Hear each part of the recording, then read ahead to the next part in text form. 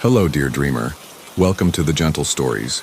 I'm your storyteller tonight, here to share true tales of survival, strength, and the human spirit. Maybe you're here to relax, to drift off, or just feel inspired by what others have overcome. Before we begin, tap like and subscribe to join us on more journeys like this. Tell me in the comments, where are you watching from and what time is it? Now, take a deep breath, settle in, and let your mind wander into these gentle stories of resilience. The wind carried a quiet song through the trees that morning.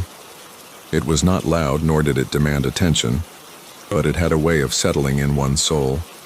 Autumn paused on the trail just long enough to close his eyes and breathe in the scent of pine and distant rain.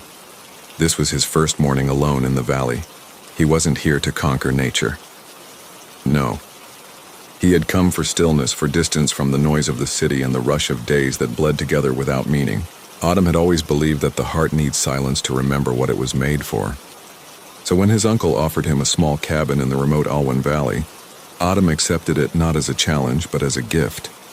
The backpack on his shoulders wasn't heavy, just the essentials: a worn leather journal, dates wrapped in cloth, a flask of Zamzam, a solar lantern, a compass, and a well-thumbed mushaf. There was no signal here, and he didn't mind. Disconnection from the world, he hoped, might help him reconnect with Allah and with his own self. The trail sloped gently downward, following the course of a forgotten stream. Birds sang in the canopy above, but not in a hurry. Everything moved with purpose, but without urgency. It was the kind of rhythm that reminded Autumn of prayer, each movement deliberate, flowing from the heart. By mid-morning, he reached a clearing where the trees opened their arms to the sky. The cabin stood quiet, nestled between old stones and tall grass. Its wooden frame was weathered but strong. Autumn ran his hand along the doorframe, whispering a soft bismillah before stepping inside. Dust danced in the sunlight that filtered through the slats. It smelled of cedar and memory. He placed his bag on the floor, took out his prayer mat, and aligned it to the qibla, checking his compass once more. The floor creaked softly beneath him, like the valley acknowledging his arrival. After Dur prayer, Autumn sat on the porch, legs folded, listening to the wind curl through the leaves. He wrote in his journal, nothing poetic, just simple reflections. Today I arrived. The silence is kind. The trees are tall. I feel small, but not alone. That night the stars were generous.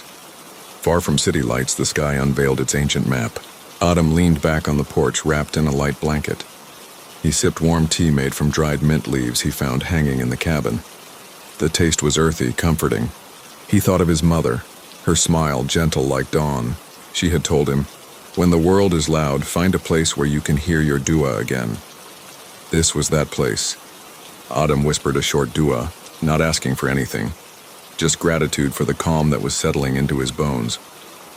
As the night deepened, a soft fog began to rise from the earth, wrapping the cabin in a veil of white. The distant call of an owl echoed across the trees. No danger, no fear, just the steady breathing of a world left untouched. Autumn retired to the small bed inside, the window open just enough to let the cool breeze in. He read a few verses before sleep. His eyes closed to the sound of wind and leaves and something else, something like a promise unspoken yet felt. The valley, it seemed, was not empty. It watched quietly and welcomed gently. Autumn woke with the dawn. No alarm, no buzz, just light brushing gently against his eyelids and the soft rustle of wind through pine. For a moment he forgot where he was. The quiet was too perfect, the bed too firm. But then the familiar scent of wood and earth settled into his senses. The cabin, the valley, it was real. And he was in it. He sat up slowly, stretching as the wooden floor creaked beneath his feet. A thin layer of mist clung to the outside world, weaving between trees like something alive. He wrapped a shawl over his shoulders and stepped outside. The air was crisp and clean, the kind of clean you can taste. Each breath felt like a small healing. Birds fluttered about, busy but not frantic. Somewhere nearby, water trickled steady and sure. It reminded him of wudu, how it cleanses more than just the limbs. He fetched the water canister from beside the porch and made his way down to the stream he'd heard last night. It was only a few minutes' walk. The water ran shallow but clear, dancing over smooth stones. Autumn smiled, no pollution, no bottles, no footprints. Just nature doing what Allah created it to do. He performed wudu carefully, each motion slow, deliberate, like a prayer in itself. Then, facing the east, he laid his prayer mat on a flat patch of moss and prayed Fajr beneath the open sky. No roof, no walls, only sky, birds, and breeze. And yet he had never felt more sheltered. After prayer, he sat quietly, watching the mist lift from the trees. The sun hadn't risen far yet, but its golden light began painting the leaves in soft shades. Autumn picked up a smooth pebble and rolled it between his fingers. "I wonder how long you've been here," he whispered to the stone. "How many seasons you've seen. How much patience you've learned." He carried the pebble back to the cabin and placed it on the windowsill. A small reminder that stillness is a strength. Breakfast was simple: dates, a slice of flatbread, and warm tea. He found an old iron kettle and used a few mint leaves from the jar by the cupboard. The taste wasn't perfect, but it was honest. After eating, he began to explore the surrounding forest with the same care one might use when entering a masjid. Respectfully, calmly. The trees stood tall, their trunks wrapped in moss and memory. Autumn walked slowly, noting each sound. The soft crunch of leaves, the flutter of wings, the distant creak of branches moving with the wind. He found a narrow footpath winding deeper into the woods. It didn't look man-made, but it seemed like something or someone had walked it many times. Curiosity stirred, but he reminded himself, no rush. This valley wasn't a place to race through. So he returned to the cabin by midday, not out of exhaustion, but choice. He wasn't here to achieve anything grand. He was here to be, to breathe, to remember. He spent the afternoon reading from his mushaf, then writing. His journal pages filled with thoughts not just about the valley, but about his own heart. "I think I've forgotten how to hear myself," he wrote. "But here, even my thoughts sound clearer." As Asr approached, clouds began to gather. Not ominous, just thoughtful. The wind picked up a little, bringing with it the scent of wet bark and change. Autumn stepped outside and watched the trees sway. They didn't resist the wind. They moved with it. Rain began as a whisper. Gentle drops tapping against the porch roof, collecting in small puddles near the steps. He watched for a long while, hands cupped around a warm mug, eyes half closed in contentment. That night, wrapped in a blanket, he listened as the rain sang the valley to sleep. Every drop was a note, every gust of wind a verse. The candle beside him flickered gently, casting soft shadows on the cabin walls. He reached for his journal one last time before sleep. "It feels like the valley is alive," he wrote. Not in a strange way, but in a peaceful, watchful way, as if it's waiting for something, or maybe helping me remember something I lost. He closed the journal and placed it beside his pillow. The rain continued, steady and soft. A lullaby made not by man, but by a world left undisturbed.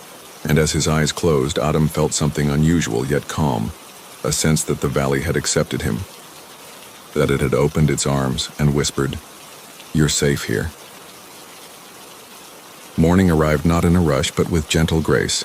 The sky outside the cabin slowly turned from lavender to soft gold, like a painting unfolding in real time. Autumn stirred from his sleep, feeling the warmth of the early sun on his face through the open window. The rain had passed in the night, leaving behind a sweet dampness in the air. Leaves dripped lazily, and the earth exhaled a rich, earthy scent. Autumn stepped outside barefoot, letting the coolness of the porch boards ground him. His breath turned to mist for a moment, then vanished. He prayed Fajr quietly, facing the trees. The valley felt different this morning, not less calm, but somehow more awake, as if it had been watching him and now it was ready to speak. After breakfast, Autumn packed a small bag, some dry fruit, a water flask, his compass, and his journal. He left a note for himself in the cabin. "Go on walking. Trust the quiet." Then, with a calm heart, he returned to the trail he had found the day before. It was subtle, this path, barely visible, as if only the wind and deer used it, but it curved gently between trees, always leading forward, not demanding, just suggesting. Autumn followed it with steady steps, mindful not to rush. Each footfall felt like a verse, each branch a reminder to stay present. Birdsong accompanied him, sometimes near, sometimes distant. A squirrel chattered from a branch, watching him with tilted head. He smiled at it and moved on. Soon the path sloped downward toward a narrow stream. The water was different from the one near the cabin. This one was faster, clearer, cutting through smooth stones. Autumn knelt, filled his hands, and let the coolness wash over his skin. He didn't drink yet. He just watched how the water moved, unhurried but always forward. Across the stream, he saw something curious. A stack of small stones balanced one atop the other. 5 of them perfectly placed. It wasn't natural, but it wasn't threatening either, just intentional. Like someone had paused here long ago and wanted to leave a quiet mark. Adam looked around. No footprints, no litter.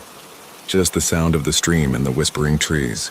He stepped over the stones carefully, respecting their stillness, and continued up the slope beyond. There he found a small meadow hidden away from the main trail. Wildflowers stretched lazily in every direction and bees hummed softly over them. A single tree stood in the center, a tall old pine with thick branches that cradled the sky. Adam sat beneath it, leaned his back against the bark and exhaled. For a long time he didn't move. The sun filtered through the branches in threads of gold. He closed his eyes and listened. His thoughts for once were quiet.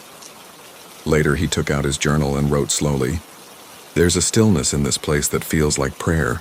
Like everything is in sujud without needing words. As he rested there, he noticed something carved into the tree trunk beside him. It wasn't fresh, but it hadn't faded either. Arabic letters etched carefully with reverence. Fasabrun Jamil, so patience is beautiful.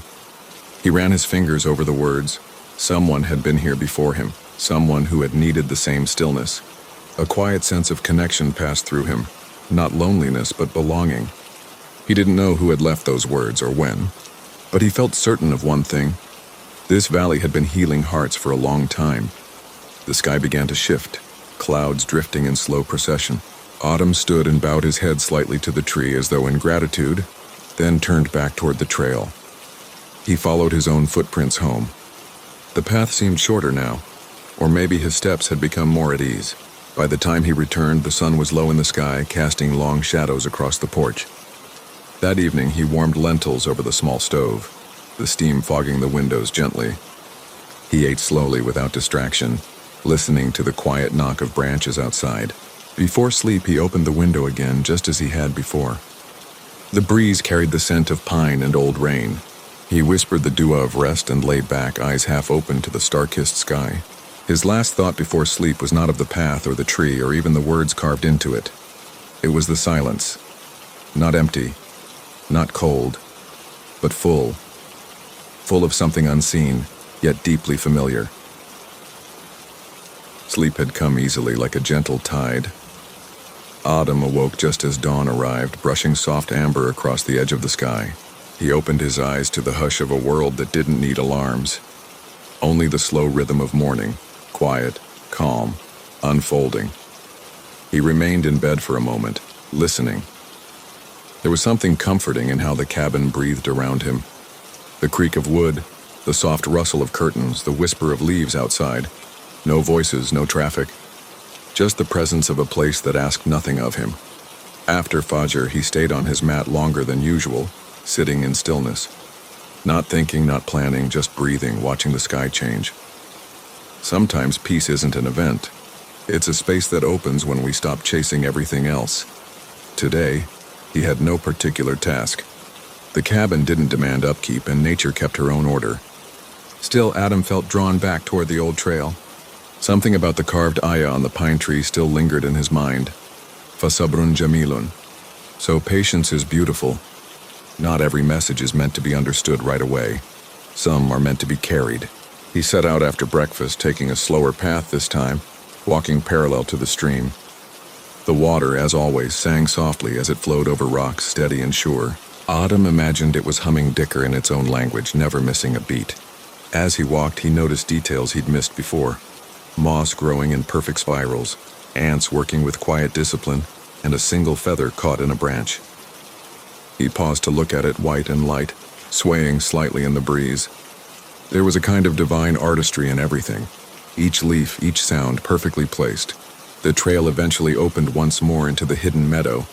The tall pine tree stood just as before, silent and steady. Autumn approached it slowly, placing his palm gently on its bark as though greeting an old friend. The words etched into it still shone softly in the daylight. This time he sat a little farther from the tree and opened his journal.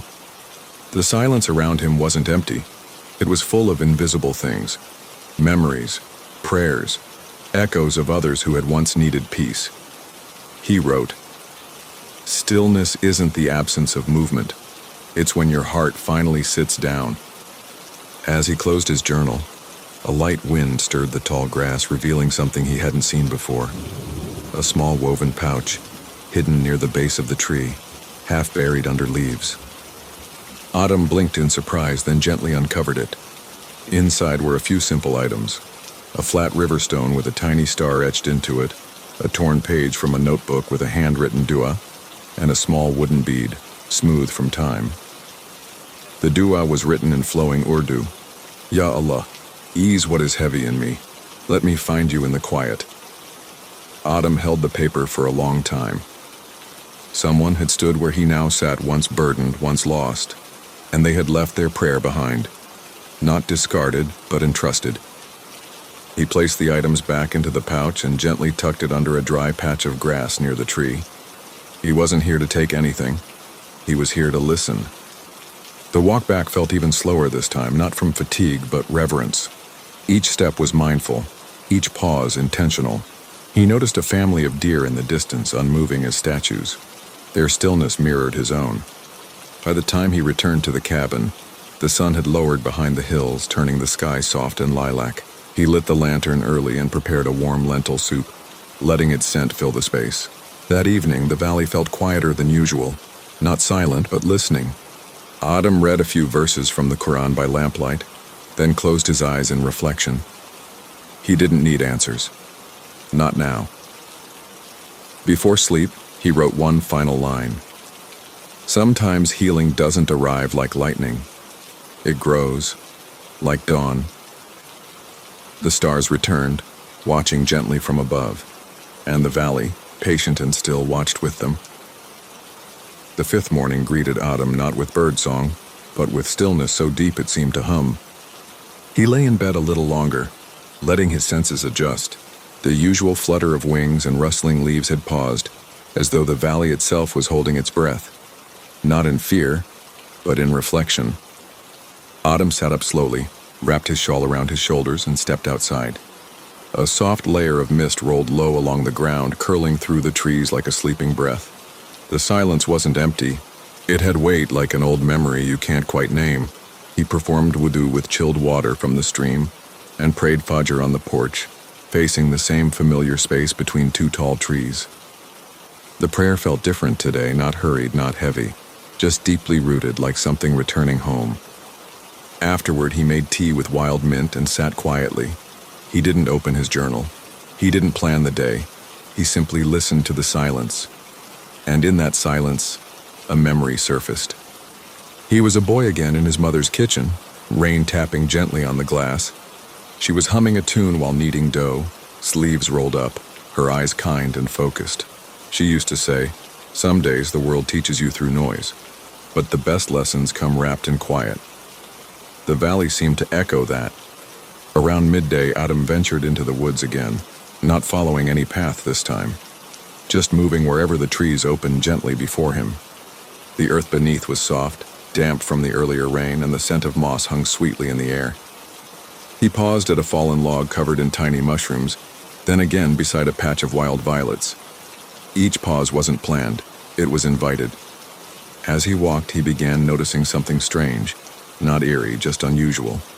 The birds hadn't returned, even the squirrels were absent. The entire forest felt like a vast room that had asked for quiet, and strangely, Autumn didn't feel uneasy. He felt included in it, as though the silence wasn't meant to keep him out, but to draw him in. Eventually, he came to a grove of young trees, all growing in a near-perfect circle. Sunlight fell in soft rays through their leaves, forming a natural dome of green light. He stepped into it and sat cross-legged on the moss, no sound, no wind, no movement, only breath. Time drifted. There, in that circle of trees, he closed his eyes, not to sleep, but to truly rest. His hands rested in his lap. His breathing slowed, and the sound of nothing became a kind of music. In the stillness, Autumn began to feel something deeper than peace. He felt noticed, not watched by eyes, but by something greater, as though the valley in its stillness was gently acknowledging his presence, not asking, not testing, just witnessing. He stayed there for a long time. Minutes or hours, he couldn't tell. When he finally opened his eyes, the sun had lowered and a soft breeze had returned. A rustle, a bird call. The silence had lifted, like a veil. Adam stood slowly, stretching his arms. He bowed his head gently, a gesture of thanks, then turned back through the woods. As he neared the cabin, he noticed a small bundle near the steps. A cluster of dried flowers, lavender, mint, and something else unfamiliar, tied with a string. He hadn't placed it there. He looked around. No footprints, no sign of visitors, just the bundle, perfectly centered. A gift from the valley? He picked it up and inhaled. The scent was calming, earthy, delicate. Inside the cabin, he placed it near the window and sat down to write. Today, the valley asked me to be quiet, and in the quiet, I heard something I didn't know I was missing. He didn't explain what it was. Some things aren't meant to be written, only felt. Dinner was light, just warm broth, a small piece of bread, and a few almonds. Enough to nourish, not enough to weigh him down. He lit the lantern early and sat by its glow as the sky turned dusky blue. Before sleep, he opened the window once more. The stars were shy tonight, only a few visible through soft clouds. But the air was gentle, the kind that soothes your skin like a whispered prayer. As Adam laid his head down, the quiet returned. Not heavy this time, but comforting, like the presence of a trusted friend sitting beside you in silence.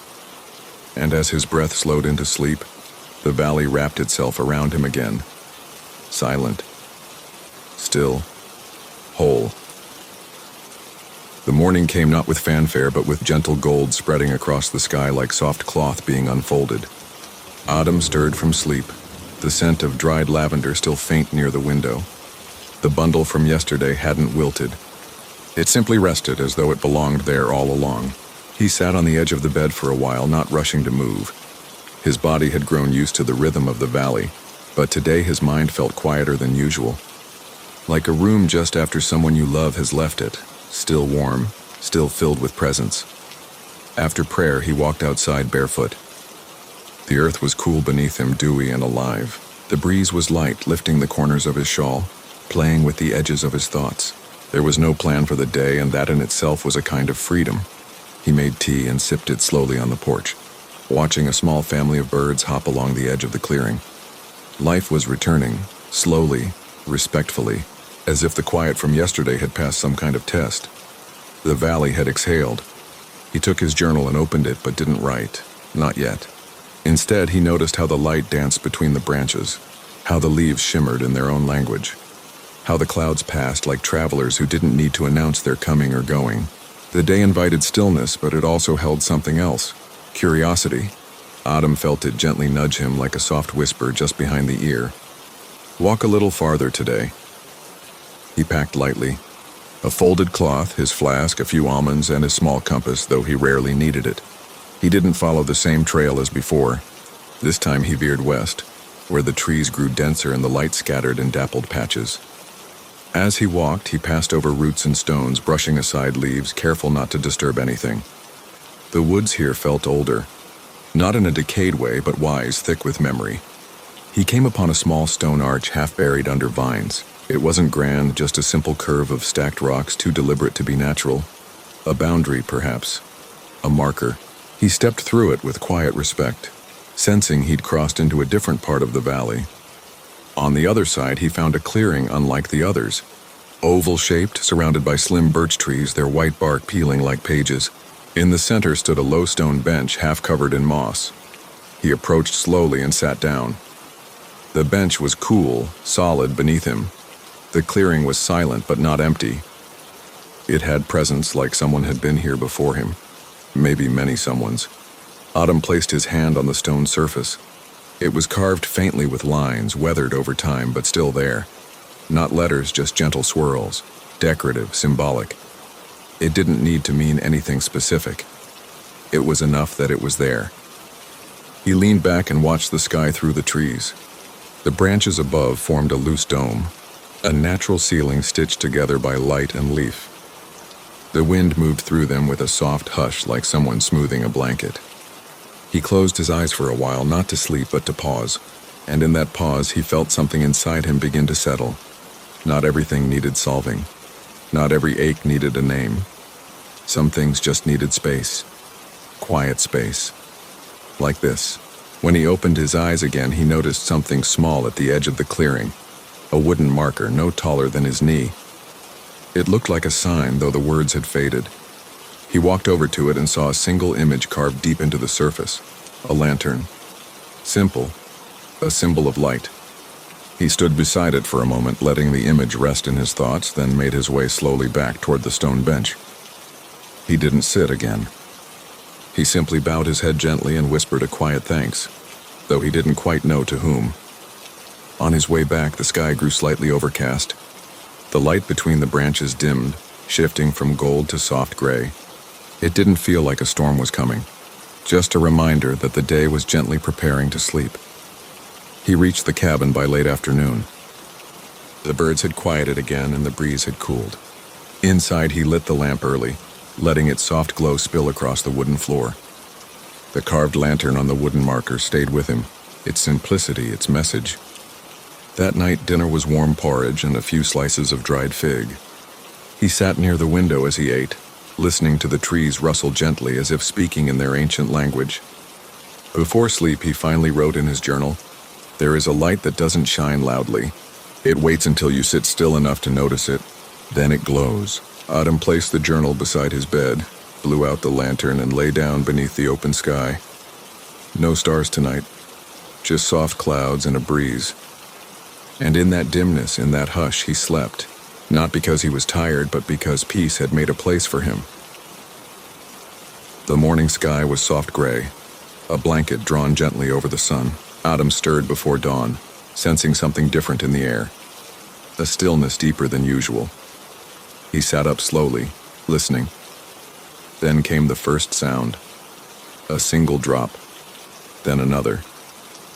The rain had returned, not a storm, just a steady, soothing drizzle, the kind that invites you to pause, to lean back, to breathe deeper. He stepped outside, wrapping his shawl around himself, and stood beneath the small wooden overhang of the porch. The trees bowed slightly under the weight of the water. The soil darkened, the leaves glistened, and everything smelled clean, like beginnings. There was something sacred about the rain. It softened even the hardest ground.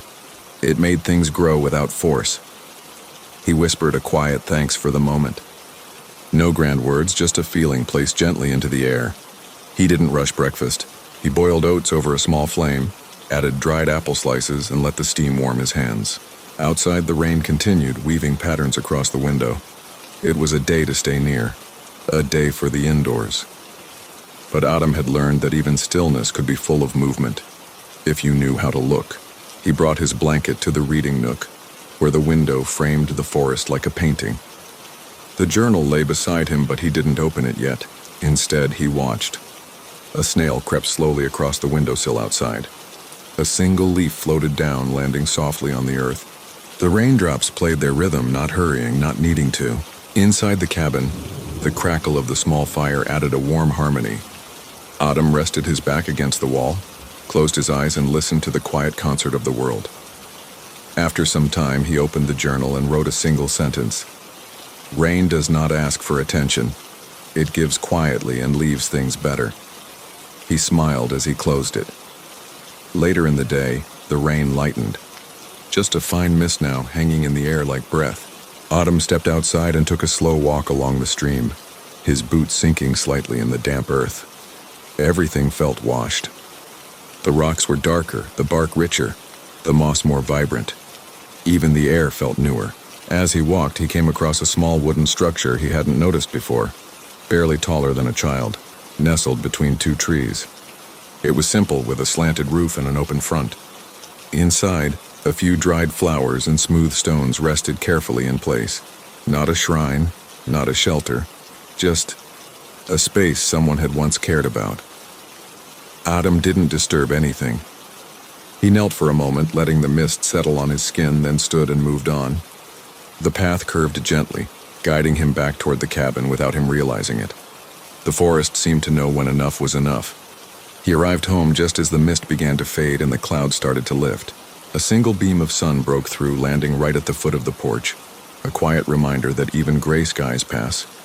That evening, he boiled lentils with bay leaves, letting the scent fill the cabin. The lantern glowed gently beside him as he ate, casting warm light against the walls. He didn't speak. There was no one to speak to, but his silence didn't feel empty. It felt full of quiet understandings. Later, he lit a small piece of dried cedar near the window, letting its scent drift through the room. A memory surfaced, his grandfather doing the same back when Adam was a child. The old man would hum a wordless tune while the smoke curled through the room. Adam hummed it now softly without even realizing. Before bed, he opened the journal again and wrote, "Some days are made for listening, for rain, for remembering, and for letting the world be exactly as it is." He blew out the lantern and lay beneath his blanket. The last drops of rain tapped gently on the roof like lullabies. Sleep didn't need to be invited tonight. It had already arrived. Morning unfolded slowly like a page turned with care.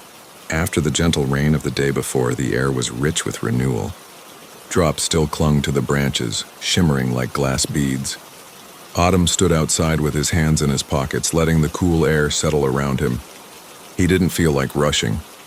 The valley had taught him the value of moving with the day, not ahead of it. He performed his morning prayers, then made tea with mint and cardamom, sipping it slowly on the porch. The steam curled upward, catching the light. It was a small moment, but deeply satisfying. The kind that asks for nothing but your attention. He had no plans to go far today, but something in the wind nudged his thoughts elsewhere. There was a bend in the valley he hadn't explored, north of the stream, beyond the line of cedar trees.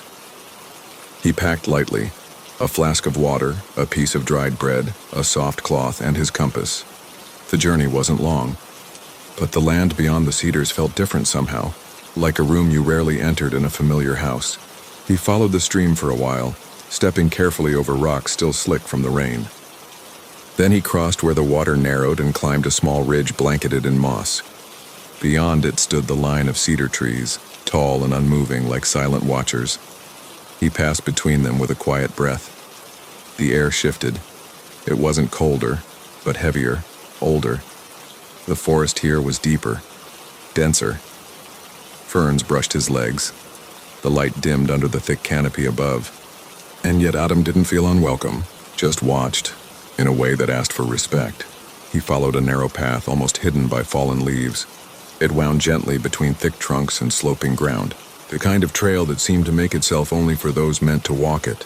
After some time, he came upon a clearing soft and round.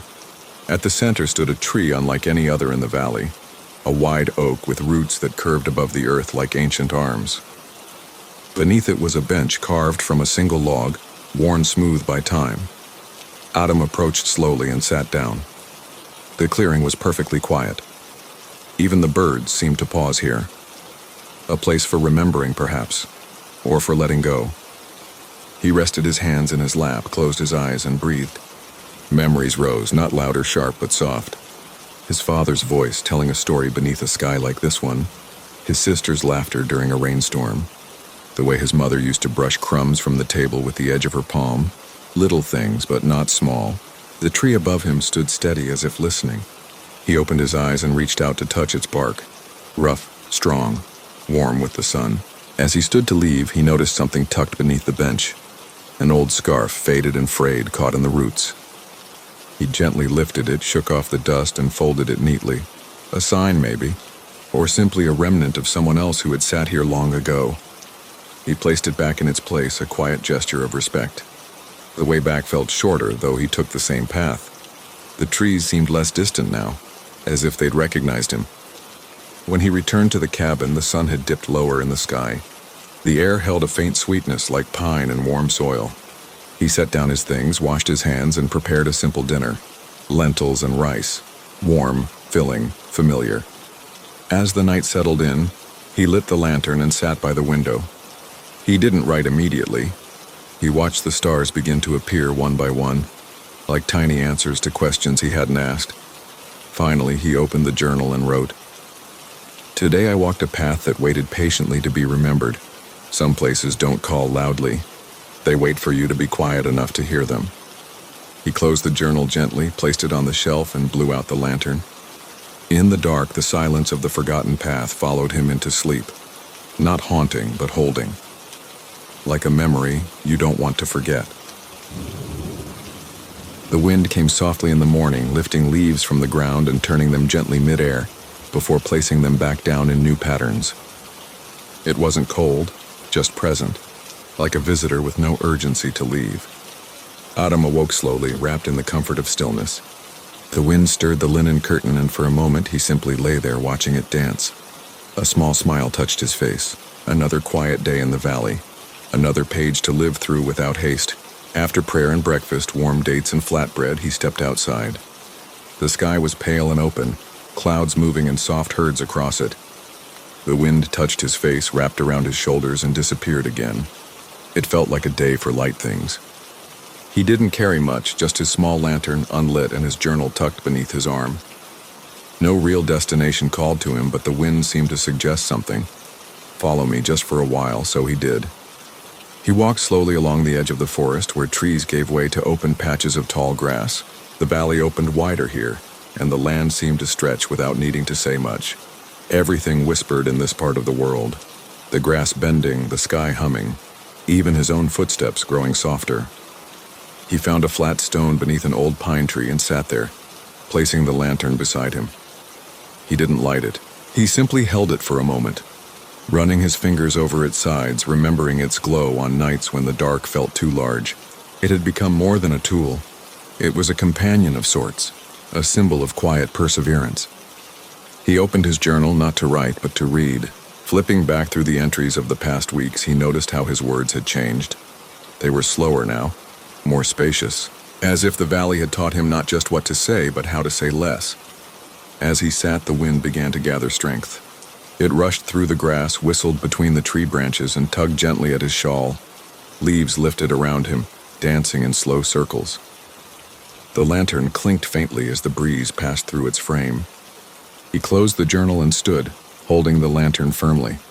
Then in the distance, something caught his eye. A shimmer, not bright. Just a flicker of reflection like light on water. He walked toward it, curious but calm. As he reached the source, he saw it. A small pond tucked into a hollow of the land. Its surface mirrored the sky perfectly, broken only by the occasional ripple from a falling leaf. He sat beside it and placed the lantern on a smooth rock. The wind, ever playful, tossed a few pine needles onto the surface of the water, which drifted gently toward the edge. Adam dipped his hand into the pond. Cool, clear, the kind of water that had waited years for someone to find it. He stayed there for some time, saying nothing, doing nothing, just breathing, just being. Before he left, he refilled his flask with water from the pond, careful not to stir up the silt. A small gift from the valley, received with gratitude. The walk back was unhurried. The sky had begun to change, streaks of soft orange whispering the arrival of evening. The wind had quieted too, its job seemingly done for the day. When Adam returned to the cabin, he lit the lantern for the first time that day. Its gentle flame glowed against the walls, a silent welcome home. Dinner was simple, roasted root vegetables and warm broth. As he ate, he thought of the pond, of the wind, of the soft, invisible guidance that had led him there. Later, by the lantern's light, he opened his journal one last time and wrote, "The wind does not always speak in words. Sometimes it carries you gently toward something you didn't know you needed. Sometimes a light doesn't guide the way. It simply reminds you that you're never truly in the dark." He closed the journal, set it on the table, and leaned back in his chair. Outside, the trees swayed one last time before stilling for the night. Inside, the lantern's light held steady, and in that quiet space between breath and sleep, Adam rested, safe, known, and gently carried by the valley's quiet wisdom. The final morning in the valley rose without fanfare. Adam woke before dawn, the edges of sleep still soft around him. The sky was just beginning to pale, and the air had that hushed quality only found in the early hours, where even time seems to pause and take a breath. He sat by the window, wrapped in his blanket, watching as the stars slowly faded one by one. The world wasn't in a hurry, and neither was he. Today was different, not louder, not heavier, just quietly significant. He had known somewhere inside that this chapter was drawing to a close. The valley had been generous with its peace, with its lessons, with its quiet companionship, and now it was gently showing him the way forward. He made tea with the last of his mint leaves, warm, fragrant, familiar. The steam curled around his fingers as he held the cup, the silence of the cabin embracing him like an old friend. He didn't pack yet.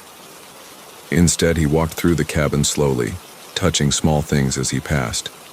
A worn book, the lantern on the shelf, the smooth stones by the door. Every object held memory now. Not loud memories, but quiet ones. The kind that settle in your chest and stay there. After prayer, he stepped outside. The valley greeted him with light. The sun was just rising, casting long shadows and bathing the trees in a golden hush. Dew glistened on the leaves and the air smelled of earth and pine. He walked to the stream, crouching by the water's edge, and washed his hands and face. The cold water woke him fully, as if the land itself was offering one final reminder. Be present. Be here, fully, before you go. And so he was.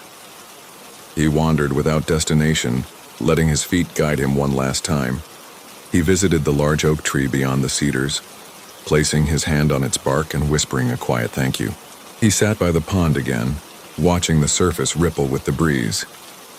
He stopped by the smooth rock where he had once written, and left a folded page from his journal tucked between stones.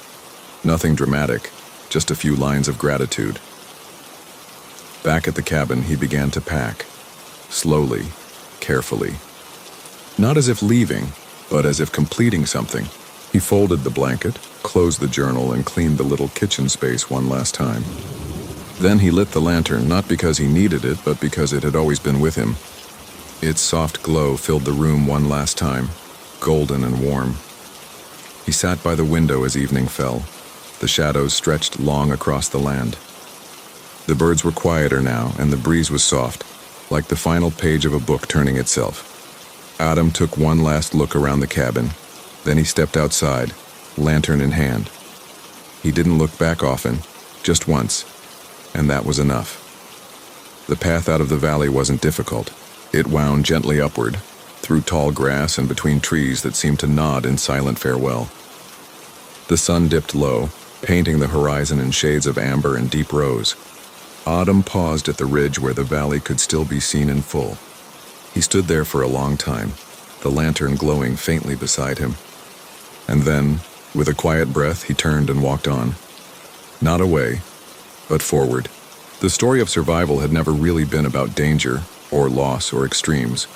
It had been about listening, about slowing down, about returning to what was simple, real, and quietly sacred. As the first star appeared overhead, Adam whispered a final line into the air, meant for no one and yet everything. The valley didn't just shelter me. It reminded me who I am when the world is quiet, and with that the journey continued not just out of the valley but into whatever came next, peacefully, purposefully, one step at a time. Story number 2. Beneath the Silent Sky. The early morning mist clung softly to the hills, drifting lazily through the valleys like an old memory refusing to fade. Layla stood at the edge of the narrow road, her hands tucked into the sleeves of her abaya, her eyes fixed on the winding path ahead. There was no rush, just the hush of morning, the scent of dew-drenched earth and the quiet flutter of birds waking in the distance. She had never been far from the town she grew up in. It was a gentle place, framed by wheat fields and olive groves, with a masjid that stood at the heart like an anchor of faith and familiarity.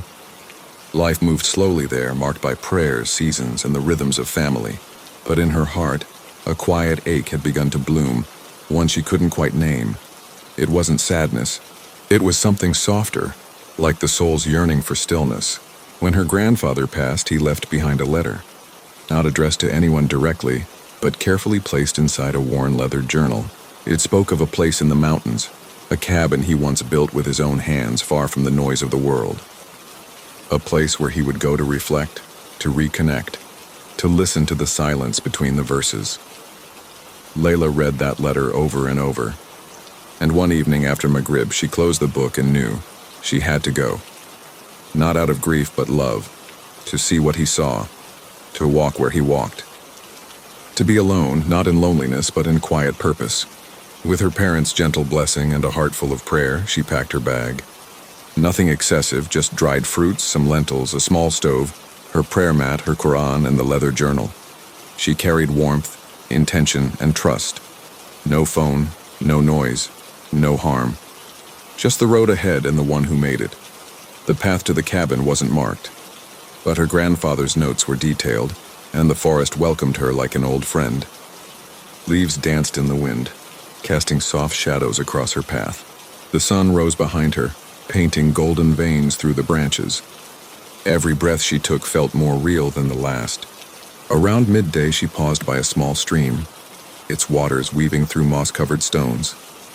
She made wudu and prayed dhuhr, the forest around her standing still in reverence. It was in these moments, wrapped in silence and submission, that she felt most alive. By late afternoon, the trail opened into a small clearing, and there it was, the cabin, tucked beneath towering cedar trees, its wooden frame softened by years of rain and sun.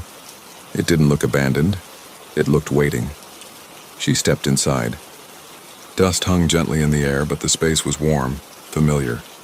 There was a small rug in the corner, a bookshelf with old journals, and a window facing the distant hills. She didn't need much. Just this. Just now. That evening, after Asr, she lit a small lantern and opened her grandfather's journal again. The pages were filled with reflections, du'as, and quiet thoughts. One page caught her eye. We think we must search far to find peace, but often it's in the breath we just took, the leaf we just touched, the verse we just recited. Ya Allah, make me one who listens before speaking, who reflects before seeking.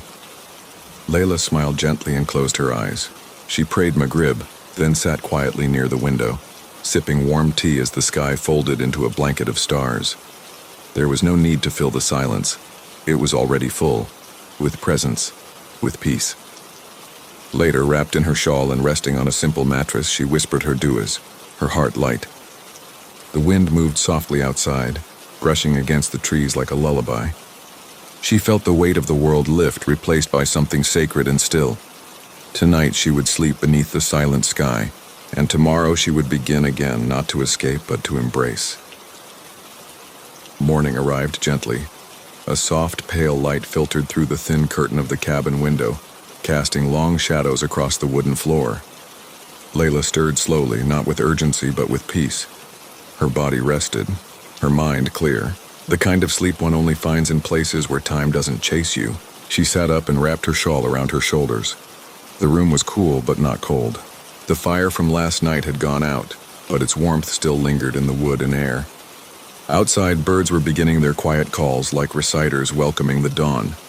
Layla stepped out barefoot onto the soft earth. The grass was wet with dew, and the mountains beyond stood in gentle silence, their peaks disappearing into morning mist.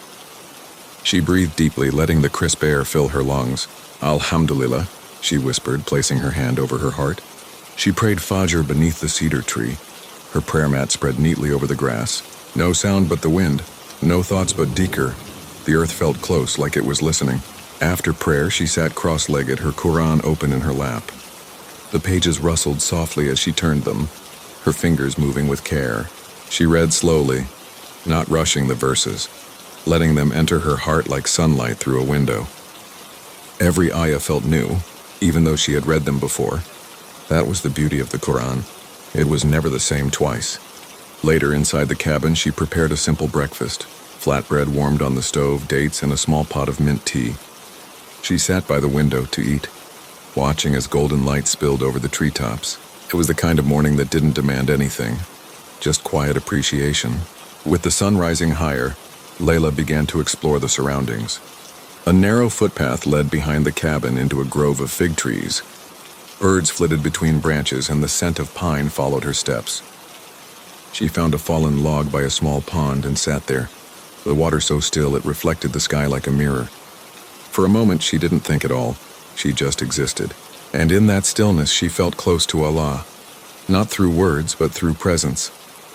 She took out her grandfather's journal again, tracing the edges of the leather cover. Inside, tucked between two pages, she found a folded note she hadn't seen before. It read, "If you are reading this, then you found what I found, not escape, but presence. I built this place not to hide, but to remember. When life gets loud, come here to listen, not to the trees, but to what Allah placed inside you. Your ruh knows the way back." Her eyes softened as she closed the journal. It wasn't a message meant to guide her anywhere physical. It was a reminder that solitude could be sacred when tied to intention. As the day stretched on, she stayed outdoors. She gathered fallen twigs, swept the cabin floor, and whispered du'as as she walked. Her phone left behind at home wasn't missed. In its absence, she could hear her own thoughts more clearly. By Asr, clouds had gathered gently above the mountains. A light breeze stirred the branches, and distant thunder rolled softly like a drumbeat in the sky. She lit a small oil lamp inside and rested on a floor cushion, watching raindrops begin to tap against the window. The rain was not loud, nor heavy, just present. She closed her eyes and listened. Each drop a note in the song of mercy. Rama, she thought. Even the rain is a mercy. As night approached, she prepared lentil soup over the small stove. The aroma filled the cabin, simple and warm. She ate with gratitude, every bite a blessing. After Maghrib, she sat near the window once more, the journal in her lap, the Quran beside her, the lamp flickering gently. She wrote in her own notebook, "Today I did nothing that would be seen as productive, yet I feel more whole than I have in months. In the quiet, I am not alone. Allah is closer than ever." The night deepened. The rain had stopped, leaving behind a fresh, clean scent. Stars peeked through the clearing clouds. Layla wrapped herself in her shawl and lay down, her body relaxed, her heart full. Outside, the forest breathed quietly. And inside, Layla surrendered to sleep, not with exhaustion, but with ease. Tomorrow held no demands.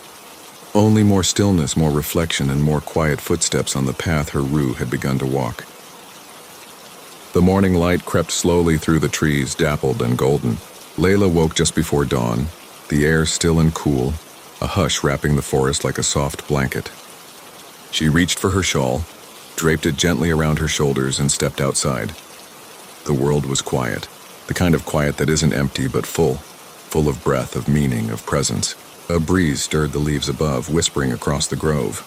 She spread her mat beneath the cedar tree once more, and in that moment, before the sun rose fully, she bowed in prayer, the words of Fajr flowing gently from her lips, melting into the earth around her. Afterward, she sat still for a long while. There was no rush, no plan, only the subtle unfolding of time. She recited Quran slowly, her voice soft yet firm with intention. The verses sank into her heart, reminding her that she was never alone, not even here in this secluded place. He is with you wherever you are. That was enough. Later, while tidying a shelf in the cabin, she discovered a rolled parchment tucked behind a row of old books. It was a hand-drawn map, faded but clear enough to recognize. Her grandfather's handwriting labeled a trail with small markers: old fig tree, stream crossing, ridge bend, and finally, the quiet field. She traced the path with her finger, heart stirred by curiosity. The field wasn't far, perhaps an hour's walk. It seemed like a forgotten part of this place, something tucked away for those willing to look gently, not with force, but wonder.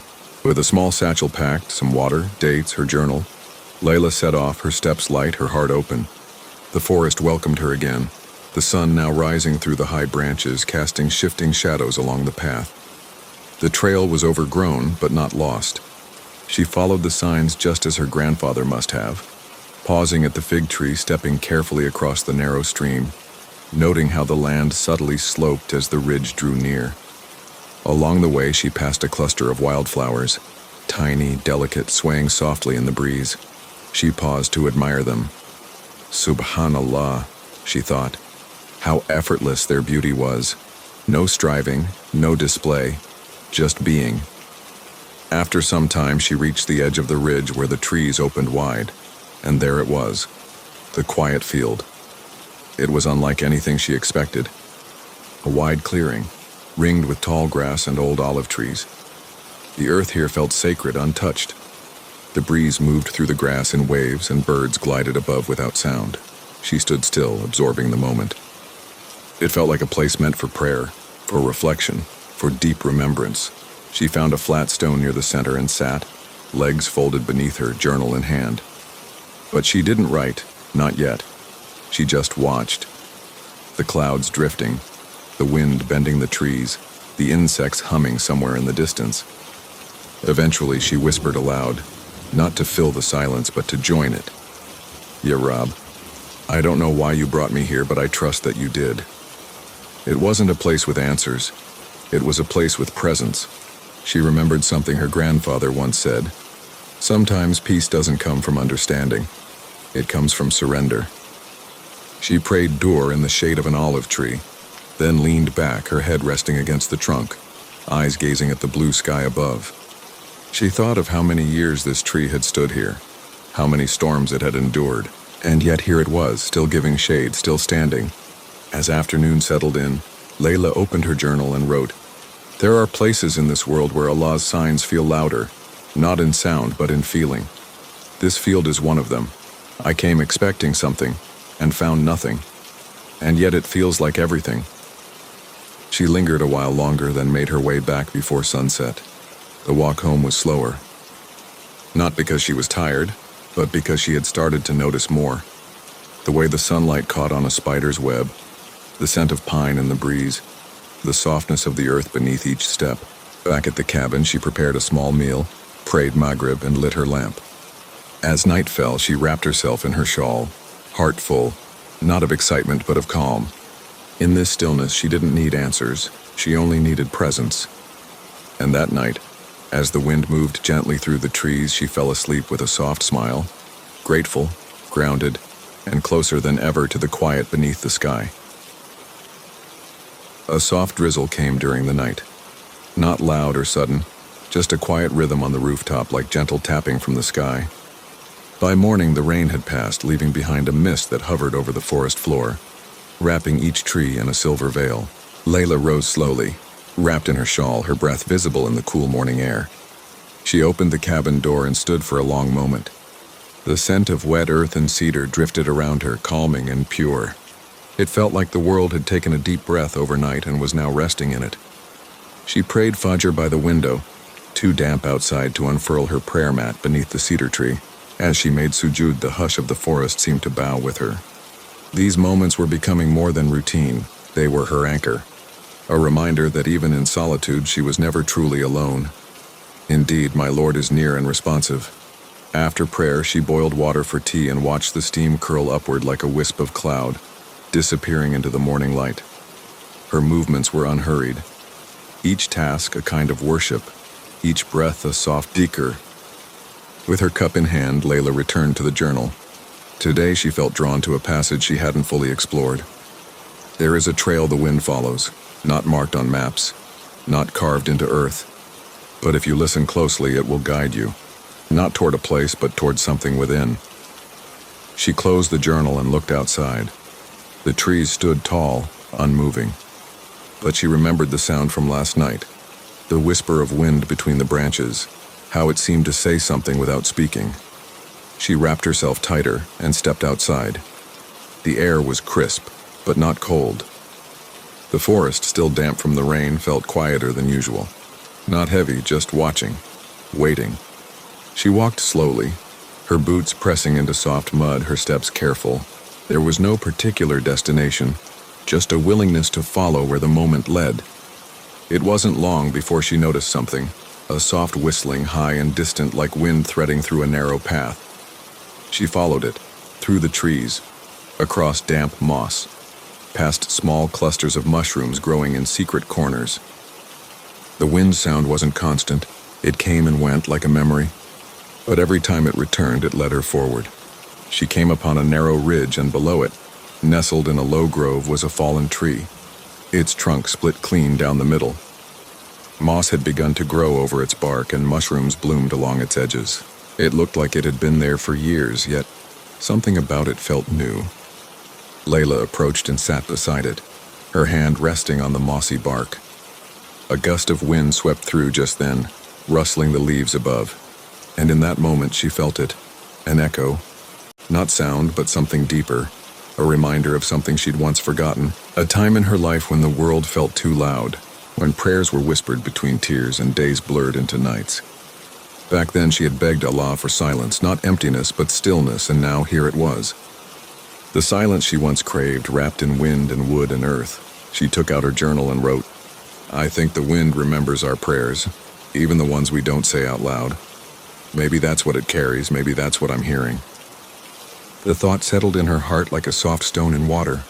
She stayed by the fallen tree for some time, watching the branches sway gently overhead. Every so often the wind would return, brushing past her cheek like a hand she couldn't see.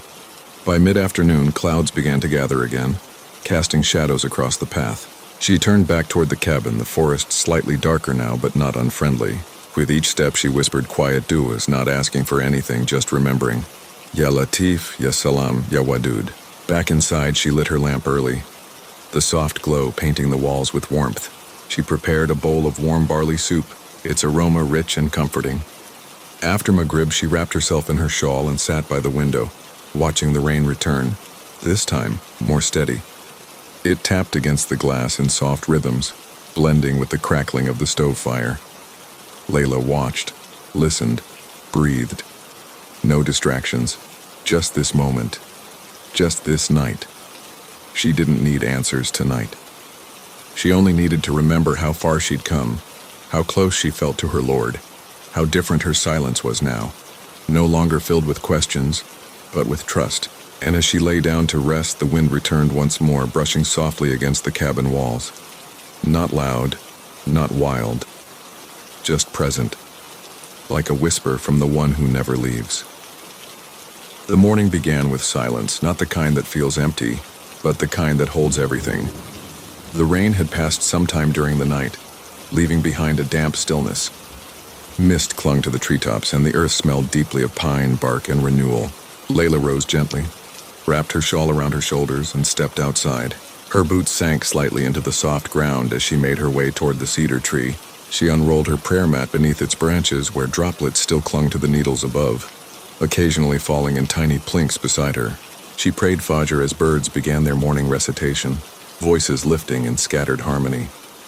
Her sujud lingered, her forehead resting on the mat, her heart whispering things even her tongue couldn't express. My Lord, let this silence bring me closer to you. After her prayer, she remained seated, watching the clouds shift slowly across the sky. They didn't rush. Neither did she. Something in her had begun to stretch open, like a door that had been stuck for too long, now finally moving with ease. Later that morning, she returned to the small wooden chest beside the fireplace. She'd been slowly exploring its contents, books, folded maps, a compass, but today her hand landed on a faded envelope. Her name was written across it in familiar slanted script. She opened it with care. Inside was a letter, dated several years ago.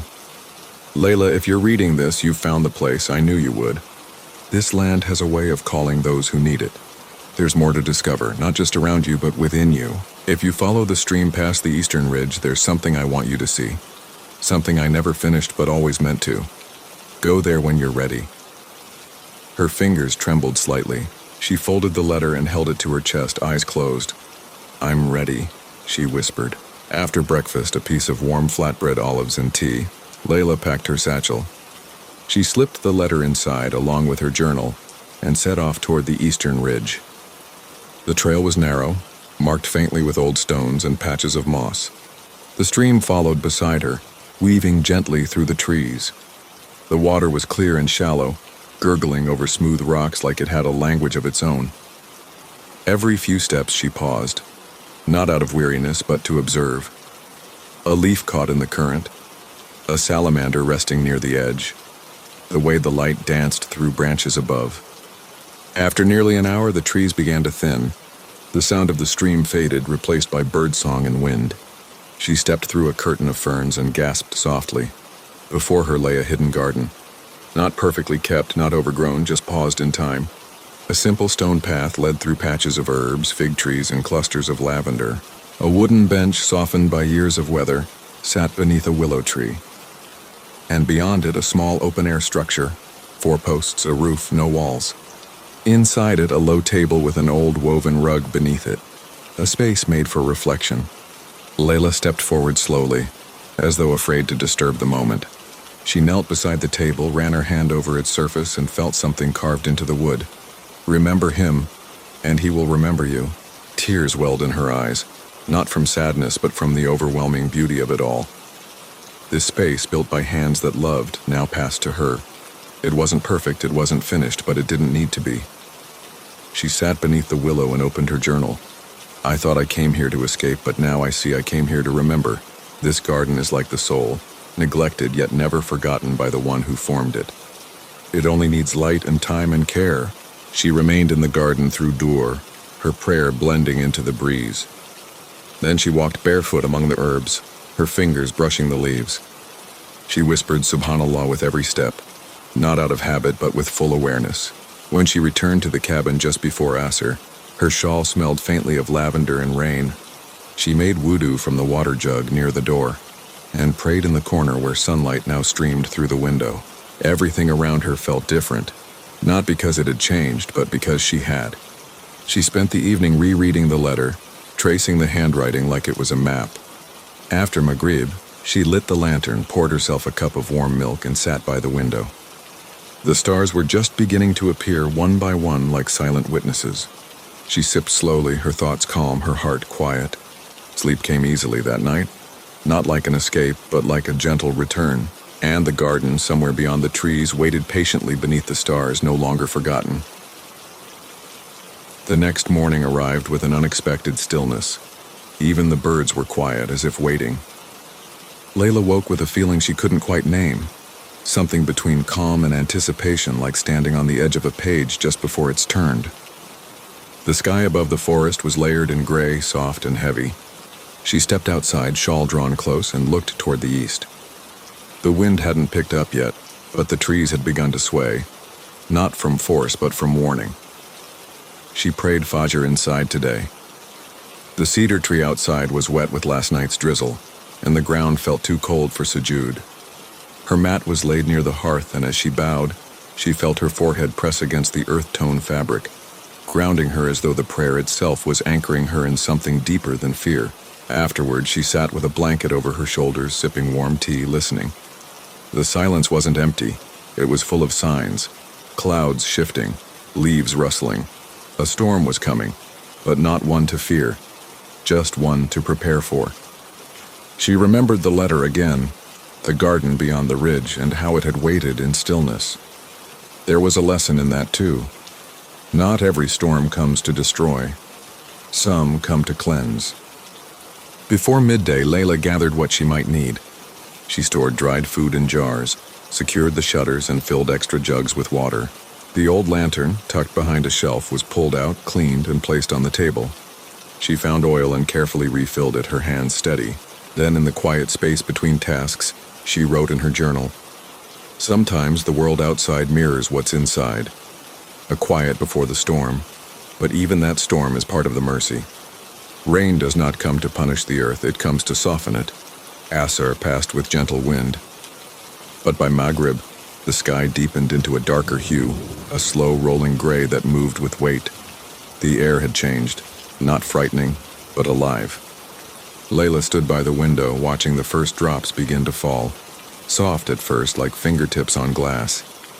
She whispered a dua, not out of fear, but remembrance. "O Allah, I do not control the wind nor the rain, but I place my trust in you, the one who commands them both." The rain grew steadier, forming rivulets down the window. Branches swayed harder now, and the sound of the storm became a rhythm all its own. Wind pressing through the trees, rain dancing across the rooftop, distant cracks of thunder rolling like waves. She lit the lantern. Its soft flame flickered, casting golden shadows across the cabin walls. It didn't chase away the storm, but it held its own kind of strength, a quiet resistance, a reminder that light exists even when the world outside howls. She prayed Aisha with the storm as her backdrop, her voice steady, each verse like a thread holding her in place. The thunder did not interrupt her, it bowed around her. After prayer, she sat cross-legged near the hearth, journal in her lap, and wrote slowly by lantern light. The Prophet, peace be upon him, found comfort in prayer when the skies darkened. Not because the storm stopped, but because he turned to the one who sent the rain. Tonight I remember that. The cabin creaked occasionally as gusts moved past it, but it held firm. Her grandfather had built it with care, and she trusted in that care now. She wrapped herself in her shawl, pulled a cushion close, and listened. Time passed slowly. There was something deeply humbling in hearing the storm and knowing she could do nothing to stop it, only witness it, only submit. And somehow, that surrender brought peace. Eventually, her eyes began to close, heavy not from fear but from stillness. The lantern glowed quietly nearby, its flame steady despite the wind outside. And just before sleep took her, Layla whispered, "You are the light of the heavens and the earth." Outside, the rain fell like prayer beads scattered across the roof. Inside, the storm found no chaos, only peace. Morning came quietly. The storm had passed in the early hours, leaving behind a hush that felt sacred. Layla opened her eyes slowly, greeted by soft golden light spilling through the shutters. The lantern beside her had burned out sometime during the night, its glass warm to the touch. She rose gently, careful not to disturb the calm that had settled into the cabin like a sleeping guest. Outside, the world was washed clean. The trees stood dripping, their leaves glistening like they'd been polished by the sky. Puddles had formed between roots and stones, catching bits of light that danced on their surface. She stepped outside and inhaled deeply. The air was thick with the scent of wet bark, soil, and pine. A scent so alive it made her eyes sting, not from sadness, but from something older, gratitude, relief. The storm had not broken anything. It had only reminded her of how small she was and how held. Under the cedar tree, the ground was still damp but firm enough. She laid her mat there, her socks already soaked, and began Fajr. As her forehead touched the earth, the dampness did not bother her. It was part of the prayer now, part of the return. When she finished, she remained sitting, watching the mist curl above the treetops like a secret being shared between heaven and earth. "Oh Allah," she whispered, "thank you for the storm, and thank you for the calm after it." Back inside, she lit a small fire to warm her hands. Her tea tasted different today, deeper as if the rain had changed even the water. She smiled softly, wrapping her shawl tighter, and opened the journal. There was a new passage tucked in the back pages, one she hadn't noticed before. There will be days when the world feels loud and others when it falls silent. But both are from him, and both carry a message. Let your heart be quiet enough to hear it. She traced the words with her finger, their truth settling into her chest like sunlight warming stone. Later that morning, Layla took a walk toward the old path near the ridge. The trail was muddy but not difficult. The forest shimmered with droplets.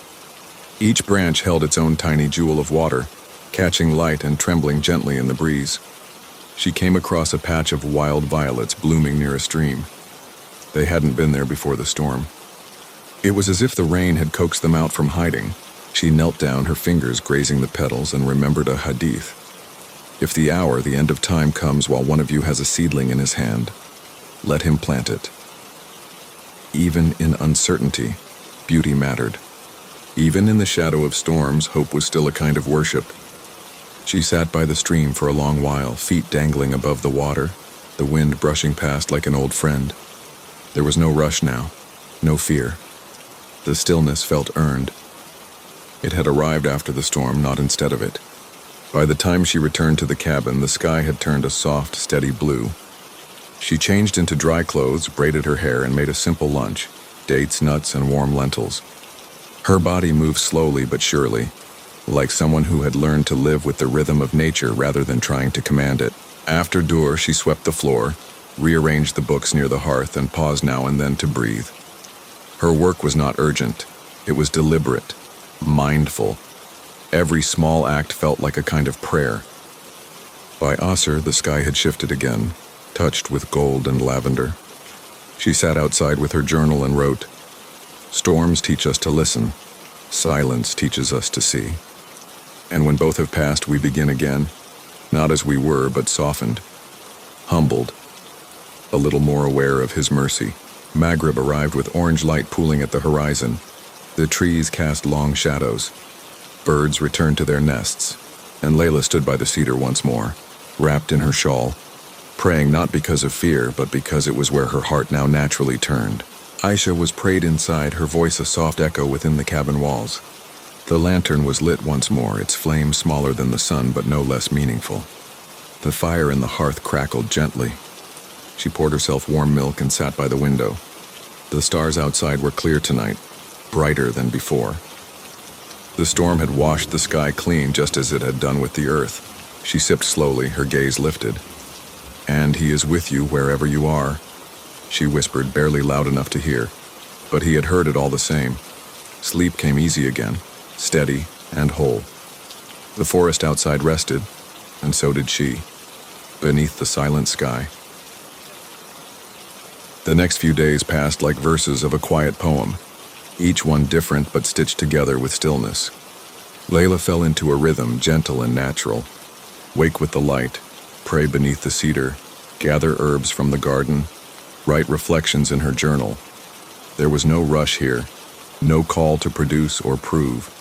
Just breath and time and Allah's signs written in bark and sky. One morning after Fajr, she decided to explore a path she hadn't walked before. It led beyond the eastern trees where the ground sloped gently upward and the wind carried the scent of moss and stone. She packed lightly her journal, a flask of water, a pouch of almonds and dates. She slipped on her boots, tightened the laces, and began walking. The path rose into a hill scattered with smooth stones and low brush. As she climbed, the trees gave way to open space. She reached the top and stood still. Before her lay a vast overlook, valley, forest, and sky stretching endlessly. She could see the stream she once followed, now a ribbon of silver winding between shadows. The garden beyond the ridge, a soft patch of green tucked among trees. And far in the distance, a glimmer of water, maybe a lake, maybe just reflected light. She sat on a flat rock and let the wind pass over her like a shawl. There was something sacred about being above it all, yet feeling small. This too was a form of sujud. She closed her eyes and listened. The earth was not silent. It whispered in leaves, hummed in soil, sang in bird calls and breezed. Layla placed her palm flat on the rock beneath her. It felt warm from the sun, solid and ancient. How many generations have passed over this stone, she thought. How many hearts came here to breathe? She pulled out her journal and wrote, "We search so hard for answers in noise, but truth often waits in the hush. The earth remembers. And if we pause, it speaks not with words, but with presence." When she opened her eyes again, a hawk soared overhead, gliding effortlessly. Its wings didn't flap. It simply surrendered to the wind. She stayed until the sun reached its highest point, then offered Dur prayer beneath a tall tree whose trunk split into three. There was no one around to watch her, but she felt the unseen was always near. As she prayed, her words felt lighter, her sujud deeper, as if the very land welcomed her worship. On the way back, she noticed something she had missed before. A circle of stones arranged carefully, moss growing between them. At the center, a weathered stump carved with a small ayah in Arabic. وَمَا تَشَاءُونَ إِلَّا أَن يَشَاءَ اللَّهُ. And you do not will unless Allah wills. She sat beside it for a moment, heart still, the wind gently combing through her hair. The walk home was slower. She stopped to touch tree bark, to smell the wild thyme growing by a rock, to run her fingers through cool stream water. Everything felt like dhikr now. Not formal, not forced, just presence. By the time she returned to the cabin, Asr was near. She lit the fire, warmed her hands, and made wudu. The water was cold, but its sharpness revived her. Her prayer this time felt like exhaling, a release of all she'd been holding. She didn't write much that evening. Instead, she read from the Quran softly aloud. The words echoed gently through the wooden room, curling into corners, settling like light. After Maghrib, she made lentil soup, added a pinch of wild mint, and sat near the window as the sky turned navy blue. The forest dimmed, shadows stretching long. No fear stirred within her. The night no longer felt unknown. It felt familiar. She remembered her grandmother's words once. "If you remember Allah in ease, you will find him in hardship." That night, as stars appeared one by one, she prayed Aisha with steady breath and full heart, then sat with her lantern, its warm glow pulsing like a heartbeat. In her final journal entry for the day, she wrote, "This world is not always loud, not always sharp. Sometimes it is soft, and in that softness, Allah places healing." Sleep came without effort. Her thoughts faded like waves returning to sea. And somewhere outside, the earth turned quietly, wrapped in night beneath the silent sky. The air shifted again the next morning, not with rain, but with promise. Layla woke early, long before sunrise, her room still cloaked in soft shadows. The coals in the hearth had dimmed to a warm red glow. She sat for a moment in the quiet, letting her breath find its rhythm. Then slowly she rose for Fajr. Outside, the sky was a canvas of silver and ink. She prayed beneath the cedar, the bark damp with dew, the birds still tucked in sleep. When she bowed, the stillness around her seemed to bow with her. A unity of movement, silent and unseen. Back inside, she wrapped herself in a shawl and lit the small lantern. Its golden light made the cabin feel like a secret, glowing just for her. She opened her grandfather's old box, the one she rarely touched, and found again the letter he'd left, the one that had guided her here. The ink had faded slightly. The edges curled like the petals of an aged flower. She read the words slowly, the familiar phrases grounding her like prayer beads between fingers. The garden exists, beyond the ridge. But it is not what you expect. It's not a place. It's a state. You will find it when the noise inside you fades. Look beneath the flat stone near the east-facing cedar. She paused. She had seen many stones, many trees. But had she truly looked? After breakfast, dates, oats, and warm milk, she set out. The forest welcomed her like an old friend. Birds stirred in the canopy. Branches swayed softly in the breeze. She moved slowly, following instinct more than memory, toward the east side of the ridge, past where the moss grew thickest. The air was cooler here, shaded by tall trees. She walked until she saw it, an old cedar taller than the rest, its roots spilling like braided rope across the earth. At its base, half covered in leaf litter, was a broad, flat stone. Her breath caught. She knelt, brushed the leaves aside, and ran her fingers over the surface. Smooth, cold, undisturbed. With care, she lifted it. Beneath was a folded paper, dry and protected in a tin sleeve. She gently opened it, heart steady but eyes wide. It was a second letter from her grandfather. If you are reading this, it means you have walked the quiet path. You have let go of noise, of rush, of the world's heavy cloak. You have found the garden within you. That is the real survival, not against beasts or storms, but against the self that forgets its creator. Layla's fingers trembled slightly, not from fear but awe. I came here once too. I thought I was escaping, but instead I was returning. To Allah, to presence, to meaning. I wrote this for you because I knew one day you would need silence more than advice. She closed her eyes, the breeze brushing gently against her skin. Now, my dear, the letter continued, you are the caretaker of this cabin, of this peace. Pass it on only when the time is right. And when you feel alone, remember, he is closer than your jugular vein. Tears slipped quietly down her cheeks, soft as rain. She pressed the letter to her chest and whispered, Jazakallahu khairan dada. She remained there a long time, not speaking, not thinking, just breathing, letting the stillness settle like dust in sunlight. Later that day, she returned to the cabin. Everything felt a little different. The walls, the table, the fire, all familiar, yet now laced with deeper meaning. It was no longer just shelter, it was legacy, a trust. She placed the letter carefully in her journal, tucked between pages filled with her own reflections. Then she cleaned the small prayer corner, placing a fresh cloth there. She wanted the space to reflect what she now understood. That evening during Asr, her prayer was deeper than any before. Every word held weight. Every bow carried intention. She wasn't praying for strength anymore. She was praying from gratitude. As sunset neared, she stepped outside. The sky was a painting of peach and blue. Clouds brushed like whispers. The garden beyond the ridge shimmered in the distance, not as something to reach, but as something that had always been inside her. She wrote by lantern light that night, I came here seeking silence. I found it. But within it I found something greater, remembrance. That is the true garden. A heart that remembers Allah, even when alone. Especially when alone. After Isha, she made a small cup of warm tea and sat by the window. The stars had returned, clear and kind.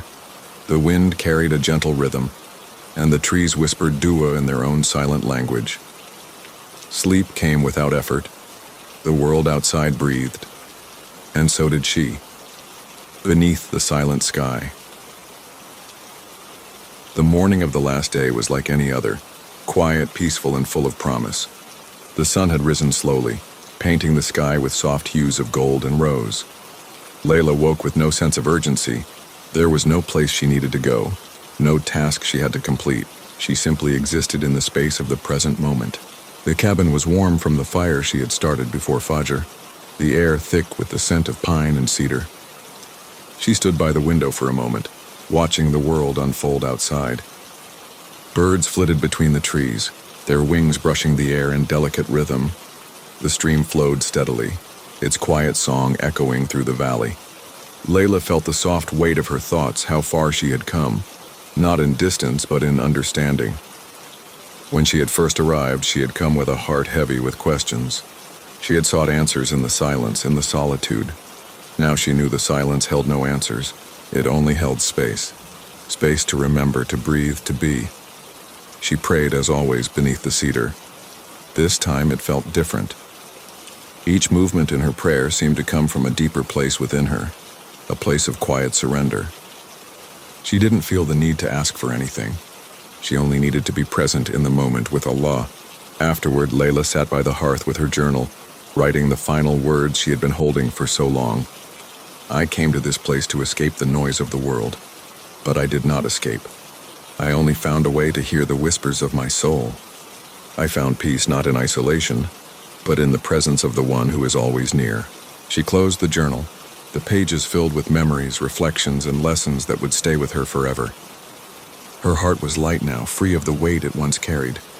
Layla's journey had not been one of survival in the way she had once imagined. It had not been about conquering nature or overcoming physical obstacles. It had been a journey of surrender. Surrender to the land, to the silence, and to the will of Allah. As she stood outside, the earth beneath her feet felt solid and unshakable. The wind had died down and the air was calm.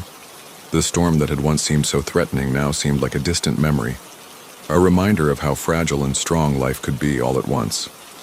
She felt an overwhelming sense of gratitude, a quiet acknowledgement of all the gifts the journey had brought. The earth had spoken to her, not in words, but in the rhythm of the seasons, in the sway of the trees, in the stillness of the night sky. Each moment had been a verse in a prayer. Layla knew it was time to leave. Not because she was running away, but because she had arrived. She had come full circle, returning to the place where her heart had always belonged. The garden beyond the ridge, the one her grandfather had spoken of, was not a physical place. It was a state of being, a state of remembrance. The garden was in her heart now, a quiet, sacred place that would go with her wherever she went. It was the peace that came from knowing that no matter where life took her, she was never alone. She packed her things slowly, carefully. She left the cabin as it had been when she first arrived, untouched, a place of refuge for the next soul who needed it. The lantern was extinguished, the fire laid to rest, and the journal tucked safely inside her bag. As she walked toward the ridge, the sun dipped low in the sky, casting a golden glow over the land. The path was the same, but she was not. She had changed in ways she could not fully explain. But the peace she carried in her heart was enough. The final hill came into view, and as she looked back at the cabin one last time, Layla whispered softly to the earth, "I leave with thanks and I return with peace." She made her way down the path, each step lighter than the last. The forest seemed to bless her, the trees nodding in silent approval. The world ahead felt open, not filled with uncertainty but with opportunity. A chance to take what she had learned here and share it, not through words, but through presence. When Layla reached the edge of the forest, the landscape before her stretched wide and clear. The sky was a perfect blue, the horizon soft with the promise of the future. The journey was not over, but it had transformed. It had become part of her, woven into the fabric of her soul. And as she stepped beyond the forest, she felt an undeniable truth settle into her heart. No matter where she went, no matter how far or how near, she would always carry the peace of that silent sky within her.